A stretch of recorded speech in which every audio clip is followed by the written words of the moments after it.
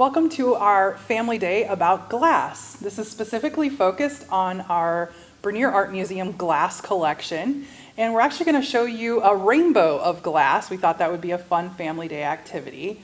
I'm Allison Sheridan, I'm the collections manager, and I'm with our curator, Adrienne Gennett, and we'll both be talking to you about the different types of glass and the different colors of glass in our collection.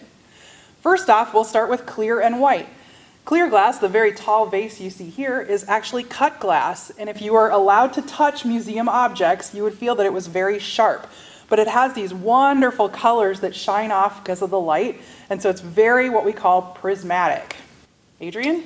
And then here we have two other very different examples of clear glass. This funny little vase over here, and it is a vase even though it looks like it's a funny shape, is by a really important designer from the country of Finland, and his name is Alvar Aalto. And this was first designed in 1939, but is still in production today, and it's called the Savoy vase. And so you can make really beautiful arrangements, right, if you kind of hang your flowers over the edges a little bit, and it's become a very well-known design. And this is actually a very old piece of glass. This is probably from the 16th, 17th century, made in Venice, Italy. And Venice is where all the glass in Italy, the most important glass, is made, on the island of Murano there. And you see these beautiful little intricate details and lines, and that's actually white canes of glass that are then laid into the glass itself, and when it's blown and twisted and changed in shape, you can see them stretched and those canes change shape. And it's a specific type of technique called filigrana, has a very fancy name. Next up is our group of red objects from the permanent collection. So here are a couple selections of variations on red, and how do you get color in glass first and foremost? So you saw the clear, but for color you add things called mineral or metallic oxides to the actual glass batch. And different colors and different types of oxides, metallic oxides, make different colors. And it's all chemistry when it comes down to it. You have to know your chemistry to know what you're doing. Because sometimes you put a little bit in and you make glass clearer. Sometimes you put a little too much in and you make glass purple. So you always have to be careful. And here we've got examples of red, which different oxides are used to create red. And this beautiful vase is showing you this gorgeous red and then cut to clear. So you can see where the engraving of this deer running across with the large tree is cut to a different color. And so you've got the different kinds of staining to create this specific bright red, deep ruby color vase. And then in the front, we have a really beautiful little toilet bottle, as we call it, that doesn't look like glass almost. It actually is glass. You can see it when you look through the little facets right here. And it's a very special type of glass that was patented in the late 19th century by a man named Frederick Egerman. And he created this type of glass to look like agate, to look like a type of stone that was really precious and expensive, but glass wasn't so expensive. So if you could pretend and make it look like stone, but have it be glass, then you could afford it sometimes when you couldn't afford the more expensive stone. And over here, we've got this really beautiful example of this teapot that doesn't look like glass either, right? But it is actually all glass. It just isn't transparent. It's opaque. So instead of seeing through the glass, you instead can't see through the glass. It's that opaque color. You see a little bit when you look in there. And so this is a technique called millefiori, which means millions of flowers or many flowers in Italian. And this is an Italian from the 20th century.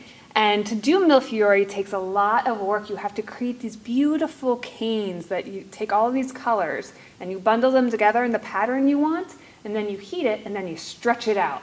And then once you stretch it out, you can cut all these little slices. And those little slices are what you see here. They're laid into the piece of glass that's then blown, and they then stretch out and change shape and move around and kind of become their own unique pattern. So you have thousands and thousands of patterns that you can come up with this type of technique.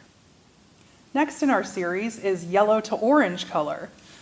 The first example you see here is actually almost an orange to pink color. It's by Dominic Labino, and he's a contemporary studio glass blower that invented this really cool technique, and it's called veiling. And so you can kind of see veils of color within the blown glass. And then over here we have this little vase that looks like a flower. And this was made in the early 20th century by a really famous glassmaker named Louis Comfort Tiffany in his manufactory. And what's really beautiful about this is you see the orange and yellow, right? But then you see some beautiful iridescent color up here. And he was very well known for creating the shimmery rainbow effect on all of his glass that he really, really loved. And he actually was taking that from ancient Roman glass. So glass that was made thousands of years ago, then got this process called weathering, had this iridescence that he is then trying to make it on his own in all of his glass hundreds of years later. Next up, we're going to talk about some of the smallest works of art in our collection of glass. So this might not be a color, but it's still colorful, right? And one specific color, and it is beads and beadwork. And glass beads were the very first type of glass really ever made by man. And they're easy to make, right? You just think about a hot molten piece of glass. You can just put it into a little circle and that can be a bead once it all cools down. And so this bead is a very special type of bead called a chevron.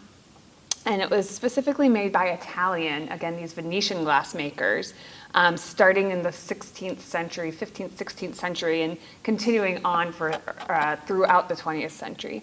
And some people still make these today, but you can see the different kind of star patterns and colors, and that's through a really special technique where you have different colors that you're layering, and you're blowing into different types of molds that give it a star-shaped pattern.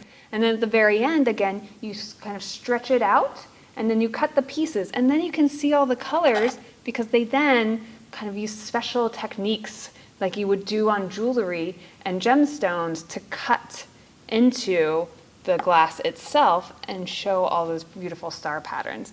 So beads are worn by people all over the world, and they were traded throughout the world from all of time, pretty much, since humanity's been making glass. So they're really important to what we do as what I study and what I look at. And so here we've got some more beads, but these are really tiny beads. So these are seed beads, all glass also, even though they don't quite look like it.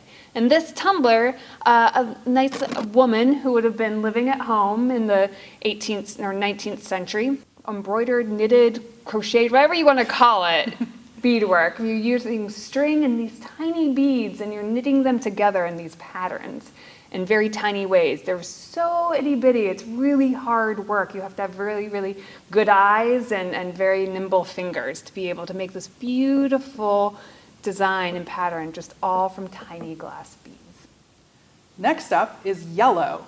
So here we have a really obvious bright yellow, right? You can't really miss that, even if you tried.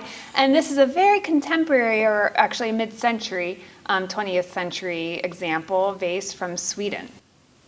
And then we have two examples of pressed glass. And this is really interesting because it contains uranium. That's what gives the glass its color.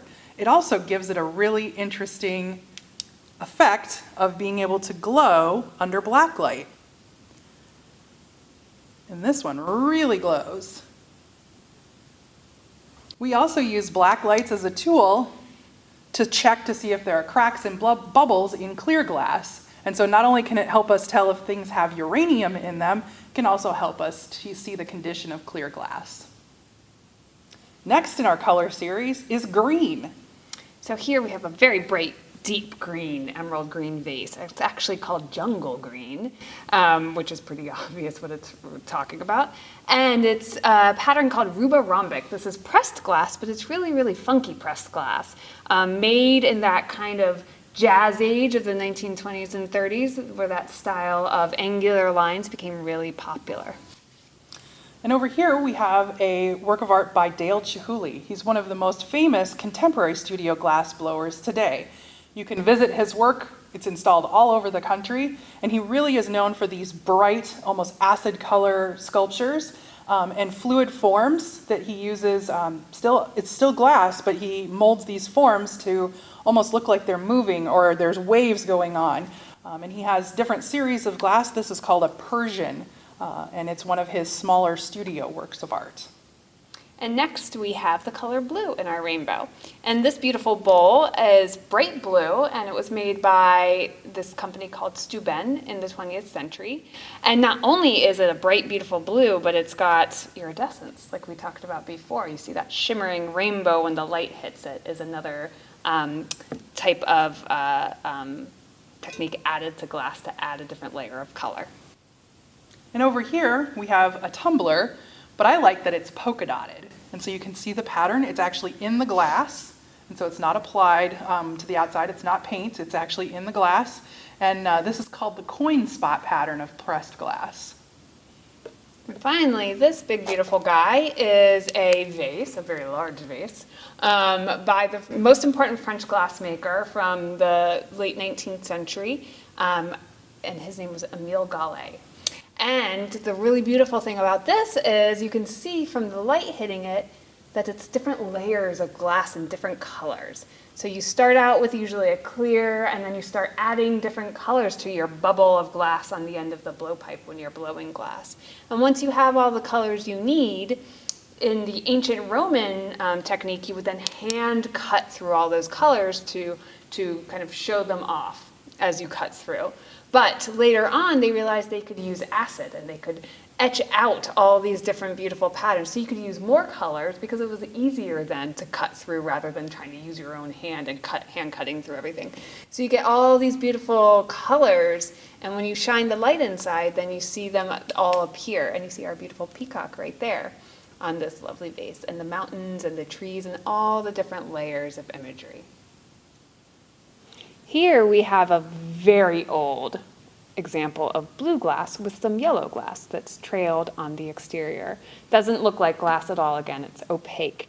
And this was probably made, I can't remember the dates exactly, but I would guess 400 or 300 BC. So thousands and very long time ago.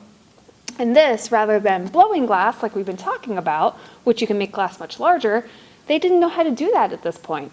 So the only thing they could do was make a core and then wrap the glass around it, and something called core forming. And so that's why the glass isn't translucent. It's got this opaque color because it was this thick taffy-like type of glass.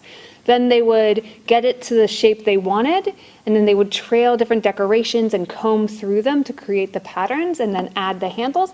And then once it was all cool, they would dig out that core, but you can see the remainder of that core inside that was made of mud and some other materials inside, but you can always see the little bit of remainder of that. And then these would be used for perfume or precious oils or different things like that. Here we have purple, my favorite color, and you see a couple of different examples of purple, and this doesn't even look purple, but it is a really, really deep amethyst. And you get purple by using manganese. And again, I talked about how if you use a little bit of manganese in clear glass, it makes it clearer. But if you use a little bit too much or more, you get deep purples to black even. And so you get these different kind of variations. There you see our elephants, the jungle pattern. This is also considered cameo glass. It's just a different form of cameo. This vase over here is actually pretty cool. It's color changing. It's made of what they call alexandrite glass. And so it can actually look blue in some lights, and it can look just a vibrant lilac in other lights. And over here we have our final example of purple. This is by Leon Applebaum, and it's a contemporary work of art, but you can see he incorporates lots of bubbles and different layers of glass to create almost amoeba-looking shapes inside. Thank you for joining us with this Family Day. We hope you enjoyed your voyage through the different colors of glass in our permanent collection. Stay tuned for further upcoming Family Days, all presented online.